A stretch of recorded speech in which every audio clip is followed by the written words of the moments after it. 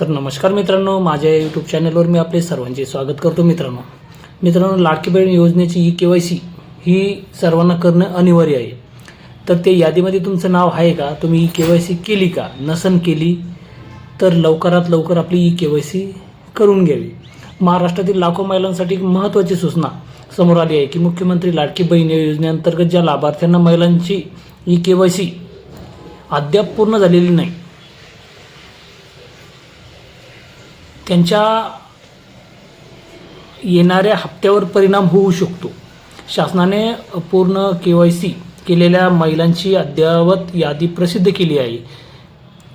ती सर्व लाभार्थ्यांनी त्वरित आपले स्टेटस तपासणे आवश्यक आहे। डिसेंबर आणि जानेवारी महिन्याचा एकत्रित हप्ता ज्यांचा रखडलेली KYC होती, त्यांचा हप्ता जमा झालेला नाही, तर ती एकत्रित 3000 रुपये मिळवण्यासाठी तुम्हाला ई-KYC करणं बंधनकारक आहे। न केल्यास तुम्हाला तो हप्ता नाही मिळणार नाही आहे। तर ई-KYCचे स्टेटस आपल्याला कसे तपासायचे? तर सर्वप्रथम आपल्याला काय करायचं, मोबाईलमध्ये ब्राउझर ओपन करायचं, त्यामध्ये लाडकी बहीणची जी वेबसाईट आहे ते वेबसाईट टाकून ओपन करायची। त्यावर आपल्याला लाडकी बहिणीची वेबसाईट ओपन केल्यानंतर बघा तिथे आपल्याला ई-KYCचा एक ऑप्शन दिसेल आणि त्यावर क्लिक केल्यावर आपल्याला आपला 12 अंकी आधार क्रमांक टाकायचा आहे। आधार क्रमांक टाकल्यानंतर आपण बघू शकतो की आपल्याला खाली कॅप्चा दिसेल, तो कॅप्चावर क्लिक करून आपल्याला सेंड OTPवर क्लिक करायचं। त्यानंतर आपल्या रजिस्टर मोबाईल नंबरवर एक OTP येईल। OTP आल्यानंतर जर तुमची माहिती बरोबर असेल तर तुमची KYC स्टेटस स्क्रीनवर लगेच तुम्हाला दिसेल।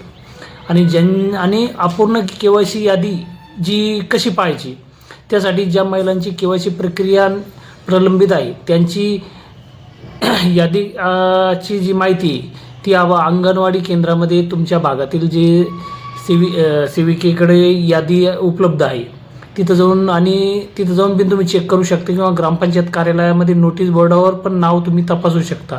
आणि अजून जर तुम्हाला स्टेटस बघायचं झालंय तर जवळच्या CSC सेंटरवर किंवा ई सेवा केंद्रावर जाऊन पण तुम्ही तुमचं स्टेटस बघू शकता।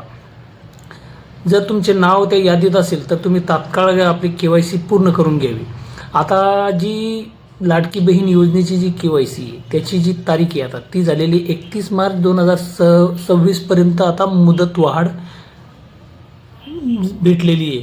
तर तांत्रिक अडचणीमुळे आणि सर्व्हरच्या समस्येमुळे अनेक महिलांना या प्रक्रिया पूर्ण होऊ शकली नव्हती। त्यामुळे शासनाने आता मोठा निर्णय घेतला आहे। 31 मार्च 2026 पर्यंत ही KYCची दुरुस्ती ची तारीख मिळालेली आहे। तर महत्त्वाची सूचना अशी की फेब्रुवारी अखेर जी KYC पूर्ण न झाली तर तुम्हाला पुढचे हप्ते थांबले जाऊ शकतात।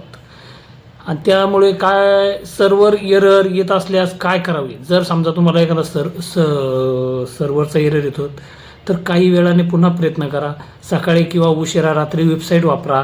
रात्री टायमाला ट्रॅफिक कमी असते, त्यावेळेस तुम्ही वेबसाईट वापरून तुमची KYC करून घेऊ शकता, किंवा जवळच्या अंगणवाडी सेविकाकडे किंवा सेतूशी केंद्राशी संपर्क साधून तुमची KYC तुम्ही पूर्ण करू शकता।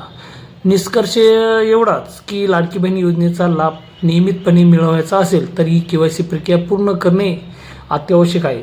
आपल्या परिसरातील इतर महिलांसाठी ही KYC आपली ही माहिती शेअर करा, जेणेकरून कोणालाही या खात्यातील पैसे तांत्रिक कारणामुळे अडचण येणार नाही। तर सर्वांना लाडक्या बहिणींना सूचना आहे की तुम्ही तुमची जी KYC बाकी राहिलेली आहे किंवा कोणाची KYC चुकलेली आहे तर लवकरात लवकर आपली KYCची दुरुस्ती करून घ्यावी। दुरुस्तीचा पण ऑप्शन उपलब्ध झालेला आहे त्या साईटवरती।